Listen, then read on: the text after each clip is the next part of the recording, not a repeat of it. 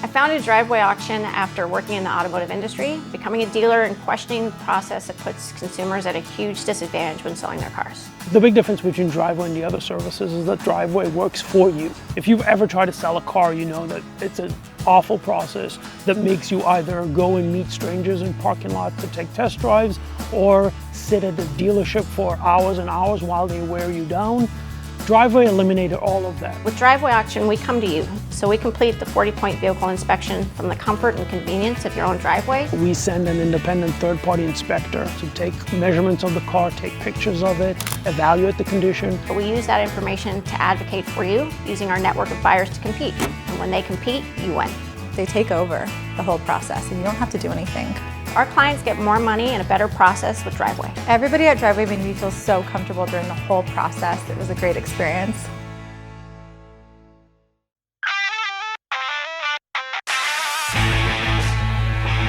Welcome to another episode of Left Coast Sports with Jon Schaeffer. We're presented today by Driveway Auction. At Driveway Auction, they are transforming the way individuals sell their cars. They believe the process of selling your car should be easy, intuitive, informative, and a good experience. They believe tomorrow's generation should never experience the pain of knowing you should have gotten more for your car, and they believe that both car dealers and consumers can win together. Driveway Auction, when buyers compete, you win. Today we're going to speak with Geoff Grammer of the Albuquerque Journal about the start of conference play in the Mountain West. The good news is the league has played really well in the non-conference. The bad news is there have been a number of cancellations and postponements over the last couple of weeks because of COVID. So we'll discuss how hard it's going to be for the league to navigate this pandemic, while also laying out some scenarios for how many teams in the Mountain West could reach the NCAA tournament. But as always, before we get started with today's episode, please give us an auto download on your podcast platform. You'll get future episodes automatically. If you do that, Left Coast Sports is on most podcast platforms. I'm talking about Apple Podcasts, the free iHeartRadio app, YouTube, Spotify, many others. Please give us a review as well. And while you're here and listening, you can follow me on Twitter at Jon Schaeffer. That's JONSCHAEFFER at Jon Schaeffer. Mountain West Conference basketball fans, I think you'll enjoy this episode. Here's my conversation with Geoff Grammer. All right, so Geoff, more than half the league at some point over the last week has been on some type of pause. So what does it mean in terms of getting league games in from now until the end of the regular season? Isn't it even feasible to get a majority of these games in at this point? It certainly wasn't just a few days ago. If they didn't shift on their, for some reason they were holding strong for the first couple weeks on let's just try and play out our schedule and fit in postponement makeup games later when we can. If you remember a year ago, they actually built in a week at the end of the regular season between the conference tournament and regular season, where they were just going to make up all the games that needed to be made up for standing purposes. They didn't do that this year. And we kind of understand why. 2 months ago when they made the schedule, the vaccine was supposed to keep all these rosters from disruptions, right? That was the thought. The variant comes, plenty of debate to be had about all that other kind of stuff. But when they made this schedule, they really thought that if we get our teams vaccinated, we won't have disruptions. So here we are. Rosters that are fully vaccinated are getting hit pretty bad with COVID postponements across the country. And while they haven't formally announced anything, they certainly tipped their hand by moving the Colorado State game in Viejas up to play this weekend.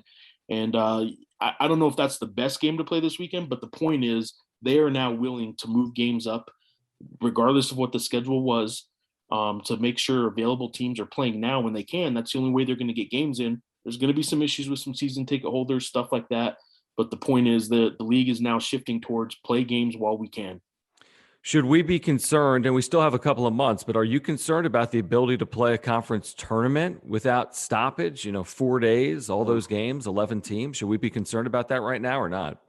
I guess the unknown, anybody who knows for sure is kind of lying to you, because like I said, 2 months ago, nobody thought this was going to hit in the middle of the basketball season. So I'm sure there should be some concern. Absolutely. I think there should be. I do think, I know I watched a Q&A with a executive dean of medicine at Emory or something like that with the NCAA yesterday.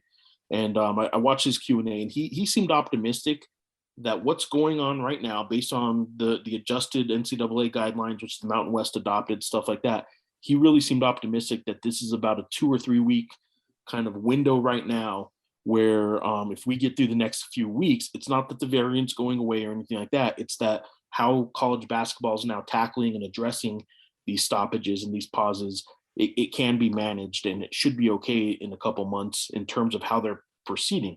But yeah, I don't think there's any chance that there wouldn't still be some concerns 2 months from now. We don't know what those concerns are.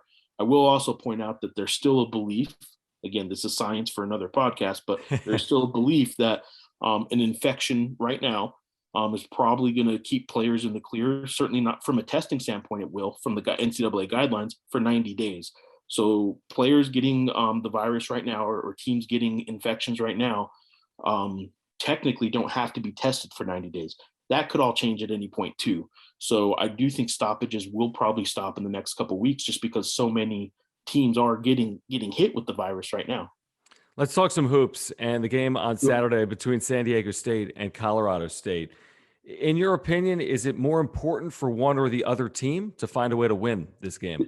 That's interesting.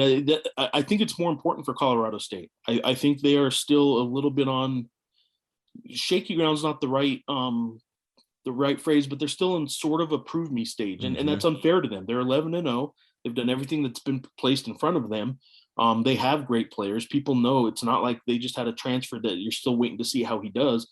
Their core is two guys that have been there since they started as freshmen, Isaiah Stevens and David Roddy. They're a proven commodity in just about every sense, but I would say they are still the commodity that needs to prove itself. San Diego State, they can look ugly. They can not look great. They're still going to be there. We know that by now because they've done it for years. They can be down 2 point guards and win ugly at UNLV and still cover and still, the big takeaway from their UNLV win last week was, they still won actually comfortably. It's still in the big picture was still a good win on the road in the Mountain West. And like, it wasn't pretty, but that's what San Diego State does. And that's what they've done for years. So I think San Diego State has less to prove. Certainly, I don't think it's as important for them, especially if they're still going to be down some players. I do think it's unfortunate that maybe they get this game moved up, kind of pushed onto their lap when they did the show. I don't know how much the show will be there without students there. That kind of stuff. The home environment opportunity would have been great in March, late season. I think a conference championship's probably on the line. It's hard to get that same vibe in January. But I'll also say this. I watched Colorado State after their 24-day pause against Air Force the other night. And at the under 4 timeout, there was a 3-pointer that was in and out for Air Force, could have given them the lead at the under 4. It ended up being a 9-point win, I think it was. But Air Force had every chance from the final media timeout in the closing minutes to knock off a very rusty Colorado State team. That doesn't just change in one game. There's still a development kind of stage. So Colorado State's not at its best, but it will be at full strength, just maybe at a rusty full strength. If you took San Diego State and Colorado State out of the equation, and who knows what happens at the end of the year, they might be the top 2 teams, they might not. But if you took those 2 teams out, who would you say right now would be considered the Mountain West best team? So because there's a connection to New Mexico, I still really follow Nevada quite closely. And I just watched them in person this past weekend. They're not there right now. Yep. But if you look at how Nevada got hot late last year, it was really Desmond Cambridge and of course Grant Sherfield Jr. Those 2 guys are still there and better than they were last year. Warren Washington and Will Baker's a good 7-footer, but they start 2 7-footers and 2 really good guards. That's a combination in the Mountain West at any college level. 2 really good guards and 2 starting 7-footers is hard to beat. And if those guys get it going, and I kind of think they will, I think Nevada is going to be right there despite their early season struggles. I wouldn't say right now, if you're starting a tournament, that I'd pick Nevada to win it. But man, I really like what I see with the progression of Nevada at this point. Who are you higher on in terms of what they're capable of doing this year? Utah State, Boise State, or Fresno State? Man, really good question. And again, Air Force comes into play here. I finally turned the corner on Fresno State. I've been pretty skeptical of them. And then they go and I say Air Force. I'm sorry, the conference play came into play when they lost by 10 at Boise State. It's hard to ignore what Boise State, beating them by 10 now was at home. So I really liked Fresno State. About a week and a half ago, I would have told you Fresno State of those 3. And then Utah State right behind them. Well, of those 3, Boise State's the one that has a 10-point win. Utah State lost at Air Force. And Fresno State, I don't know what to make of them at this point. They still have a great player in Orlando Robinson. But those 3 teams, it's hard to tell because Like I said, I already tipped my hand that I think Nevada could probably rise above that group, but I put those 4 right now in a grouping on a second tier. And I still keep San Diego State in that second, right below Colorado State right now, but I still think San Diego State's a notch above those other 4. What about Wyoming? I mean, Wyoming's had this remarkable season, at least analytically. You look at where Absolutely. rankings. The only Are they in the second tier for you, or below? I would say so, and that I would say the only thing that Wyoming has to do at this point is keep doing what they're doing. Like, they only have longevity to prove what they're doing, because in the non-conference they proved they're a pretty good team. I would certainly lump them in. I just misspoke when I said those 3. Boise State, Fresno State, Utah State, Wyoming's absolutely in that group. If I'm tiering them, or if I'm ranking the league right now, it'd be Colorado State 1. I'd still go San Diego State 2, and then there's a drop off. While I think Nevada will get to 3, I'd probably put Wyoming at 3 right now. I do think Nevada's the team most capable of making a run late, but Wyoming's done everything to this point to earn being considered right there at number 3. You cover Lobos. The reason, real quick, I'll tell Yeah. you, in the offseason, Dave Pilipovich, the former Air Force coach who was an assistant at UNM last year, I was talking to him about the time of NBA Summer League, and he had gone to some practices in the offseason, in the spring and in the summer. And he went to Wyoming's practice, and he and I talked about something related to Summer League for a story. And he was telling me, I just went to this Wyoming practice, and people are going to be shocked at how good Graham Ike is. Their center, their big man. And for people who don't know yet, Graham Ike is, if you look at his numbers this year, I mean, the guy's making what could end up being, I don't know if it will be. I was probably higher on him than I should have been early, but I think he'll make a run for a first, probably second team kind of all conference type of season. But he's having that kind of season. And they have Hunter Maldonado, who's a great Mountain West player and has been for several years now. So I think Wyoming has the pieces too to kind of sustain what they're doing to a certain extent, but I don't think they'll be a title contender this year. Yeah, and for those that were watching Mountain West basketball late last year, when Ike got active for Wyoming, he was a difference maker for them in the second half of the season. Not necessarily wins and losses, but he was a load for teams to deal with. You cover, obviously, the University of New Mexico. There's a number of first-year coaches in this league. What do you think of the job that Richard Pitino has done so far, and what is the task ahead for rebuilding the Lobos? So I can tell you some Lobo fans, and this is just fandom, are a little frustrated that they're not really better than they are right now. They hear names like Jalen House and Jamal Mashburn Jr., who are big schools, come in. I think they're fine right now. He's not lighting it up or anything like that. But I wouldn't say they're behind schedule. They're what they should be. What people need to remember is they're on a 7-year. Now going on, this is the 8th season of a postseason drought. UNM Lobos haven't been to the postseason since the 2013-14 season, which was Craig Neal's first year. San Diego State fans would remember that year as the one that 12, 13-point comeback in the final minutes for San Diego State for a conference championship at home. That's the last time the Lobos went to the postseason. Last year, they won 4 Division I games, 6 total. This was a pretty big rebuild that people don't realize. They lose their two big men at this point. Valdir Manuel was going to be either a starter or top big man off the bench. He's been suspended and has since transferred. Jethro Muskinen, a Kansas transfer, plays 12 games, leaves the team. Now for those that don't know, he was in a car crash last week, actually at the Nevada-Kansas game. He went to that game in Lawrence, got in a car crash after the game. He's in a coma. It's not looking good at all. These Lobo players are good friends with him, some of his best friends. They're kind of still going through that as he's in a coma in Kansas. But the basketball side of all that is the Lobos lost their big men. They have the core for the future. I think they'll be pretty good next year. They have 2 really good guards, and I think they're going to be good. They're on pace to be good next year. This year, they were picked 8th in the preseason. That's probably pretty solid for where they're going to be this year. You look at the league overall, and it feels like by and large it's up, right? Well, we've seen what this league's been able to accomplish in the non-conference. So a lot of Mountain West fans are always asking, how many teams can this league get into the NCAA tournament?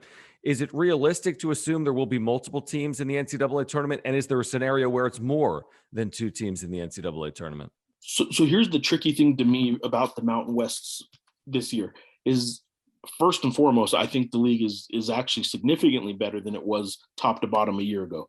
They had, I can't remember what it is right now, but I think a week ago the league put on their social media that they had 6 teams in the top 65. Yeah. I just pulled it up right now. They still do 6 in the top 63. But here's the problem. The first team last year that didn't get into the NCAA tournament had a 53 net rating. So we're looking at, of those 6 teams in the Mountain West that are in the top 63 as of today, 4 of them are 50 or below. So while there's a lot of teams that are good in that kind of range right now, 4 of them are in the bubble, possibly outside of the bubble kind of range right now. Right now, net rating wise, only Wyoming and Colorado State. Do I think are in the top 50? Do I think that'll hold? No, I don't think so. I think there will be a third team that really probably deserves to be in there. I think this league will get 2 teams in. I'm pretty confident 2 for sure. I think 3 is a good possibility, but you also need to get some quad 1 wins. And while this league has done good, I don't know what team I would really point out as having a great individual resume other than an undefeated Colorado State. They have enough, I think, going for it that they'll get in, but San Diego State needs to make sure they don't, go 500 in league play or something like that and expect to get in. I don't think anybody going 500 in this league can expect that, but really good overall for the league, but a lot of teams that are really good NIT seeds right now or bubble NCAA tournament teams. Nothing's going to be an easy watch on Selection Sunday, and people really thinking, we're in.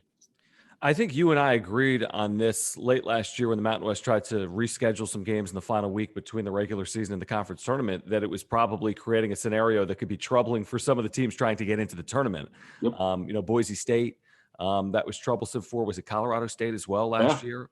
Because they had to go on the road and play Nevada twice. That's right. That's and right. They lost both, or I don't know if it was twice or not, but they either had way, 2 games, I think. Lost. Yeah, in they that went final and week. lost. And that was their chance. So Colorado State's an original Mountain West member. They've never won a Mountain West tournament or championship. They've won a tournament. They're the only original member that doesn't have a league title. And last year they had a chance, but they had to go on the road, and Grant Sherfield hit a big shot late and beats Colorado State. That's right. But you look at this year, and it doesn't seem like the games that are being lost, the leagues didn't put in that buffer week to even make up games.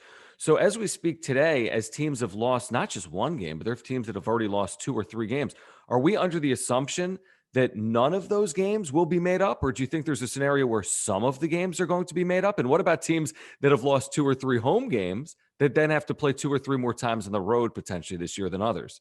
Yeah, and that's what I hope the league kind of gives some guidance on soon. What they're saying right now is the teams have to make every effort possible to make the games up, right? That's what they're saying. If you're telling me there's an open Tuesday night in the last week before the conference tournament for Colorado State to come back to what might be an 8th or 7th place New Mexico team on the road, I don't think the league's really going to force the hand of Colorado State to make that up. Now, UNM would love a ranked team to come to the pit, right? Obviously. But I don't think the league's really going to force their hand on that. And that's why it's nice to say they're going to try and make these up. I really don't think they're going to force any team to do it if it's not going to help the league overall. I don't think the league always makes that decision in the best interest of the league overall. This year, if they can get 3 teams in, they need those unit shares. It's been a while since the Mountain West has really been racking up the year-to-year unit shares that the NCAA tournament gives. If you get 3 or 4 teams in, you get a chunk, what's called the unit share. You get it every year for a 6-year window. The Mountain West just needs teams in the tournament right now to keep getting revenue every year for all their teams. So I think it would be wise for the Mountain West to make the decisions not based on the fact that UNM needs a home game, but based on the league might be better off not making Colorado State go play UNM and hurt their net ranking just by even playing the game, and risking maybe an upset on the road or something like that right before the tournament. So I don't think they'll make up all these games. I think they will selectively pick which ones to even try and make up. One more for you, Geoff. I'm curious to get your thoughts on the first-year coaching jobs of both Kevin Kruger at UNLV and Tim Miles at San Jose State. I'll start with Tim Miles. Great. I mean, the bar is what it is at San Jose State. We don't need to get into that too much, but everyone who follows Mountain West basketball knows what San Jose State is. Tim Miles has risen that bar at least a little bit, and it's helped the whole league overall. I don't think San Jose State's going to do anything other than finish 10th or 11th in this league this year, but it's a better 10th or 11th than you might have thought. So Tim Miles has done good so far. Kevin Kruger, to me, is a really tough way. It's a tough thing to judge right now because of this. I don't like how they approached their rebuild. They took in a whole lot of transfers and generated excitement because all these guys came from Big 12 teams. Well, if you compare just what Richard Pitino at UNM did, even to what he did at UNLV, taking in a bunch of transfers that hadn't played a whole lot like he did at UNLV, well, just because they come from Texas and they come from Oklahoma doesn't mean they're going to be that good. There might be a reason they didn't play a lot. Whereas Pitino took in guys like Jalen House, who still has 2, maybe 3 more years because of the COVID year, who I think they knew could play at Arizona State. He just happened to be behind Remy Martin, who's an All-American candidate point guard now at Kansas. Mm-hmm. You take in a guy like a Jamal Mashburn Jr., who was playing for Pitino at Minnesota, got some minutes, but he was playing behind Marcus Carr, who's since transferred to Texas. He's also a AP All-American kind of candidate point guard at Texas. Those were guys that are now set up to be at UNM for 3 or 4 years. They weren't 1 or 2 year kind of transfers. I do think that Richard Pitino kind of sacrificed any chance of making a big run this year by who he brought in. But the core of the Lobos really builds towards them being competitive next year. If you're looking big picture at UNLV right now, I don't know what would make you think they're going to be good next year. Bryce Hamilton, is still their best player. All these other transfers, some of them are good, but I don't see what the core is for next year for UNLV. That's my reluctance to give a really high mark for Kevin Kruger, but I also don't know. Maybe he did do this right. Maybe they got some other guys coming in and maybe they'll be fine. But I would say the rebuild at UNLV and the rebuild at UNM, one was based on building towards next year, and I think UNM is on pace for that. And one was built on, I think, trying to be really good this year, and I don't think it's working out at UNLV. Jeff, always love the insight. We're excited to get back to basketball. Hopefully these teams can stay on the court for the better part of the next 8 or 9 weeks, and we're looking forward to the conference schedule, and we appreciate your time today, so thank you for doing it. Appreciate you, man. Let's do it again sometime. Again, Geoff Grammer from the Albuquerque Journal, and if you haven't already, please subscribe and auto-download future episodes on whichever podcast platform you're listening to this podcast on right now, and please leave a review as well, and once again, you can follow me on Twitter at Jon Schaeffer. That's JONSCHAEFFER. For previous episodes or more information about Left Coast Sports, you can visit yourview.com. That's YURVIEW.com. And again, we want to thank our title sponsor here today, Driveway Auction. At Driveway Auction, they are transforming the way individuals sell their cars. They believe the process of selling your car should be easy, intuitive, informative, and a good experience. They believe tomorrow's generation should never experience the pain of knowing you should have gotten more for your car. And they believe that both car dealers and consumers can win together. Driveway Auction, when buyers compete, you win. As always, we thank you for listening, and we'll catch up again next time right here on Left Coast Sports with Jon Schaeffer. Let's go.